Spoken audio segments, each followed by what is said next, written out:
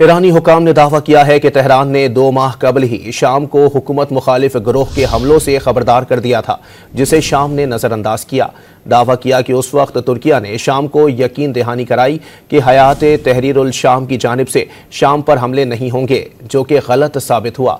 ईरानी हुकाम ने बताया कि बागियों के हलब में दाखिल होने के बाद वो शाम की फौजी मदद के लिए मुकम्मल तैयार थे, लेकिन हलब हाथ से निकलने के बाद बशार उल असद का इक़्तिदार में रहने का इरादा नहीं था। इसीलिए तेहरान ने शाम के ग्रुप से बातचीत शुरू कर दी और शाम से अपने फौजियों के महफूज इनखला का इंतजाम किया। ईरानी मीडिया ने हुक्काम का हवाला देते हुए बताया कि शाम के बाद अगला हदफ तुर्किया हो सकता है, क्योंकि अमेरिका और यूरोपीय यूनियन मजबूत तुर्किया को बर्दाश्त नहीं करेंगे।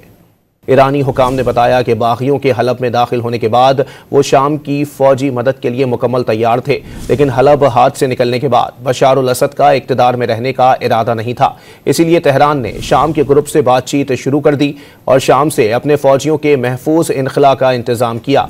ईरानी मीडिया ने हुक्काम का हवाला देते हुए बताया कि शाम के बाद अगला हदफ तुर्किया हो सकता है, क्योंकि अमेरिका और यूरोपीय यूनियन मजबूत तुर्किया को बर्दाश्त नहीं करेंगे।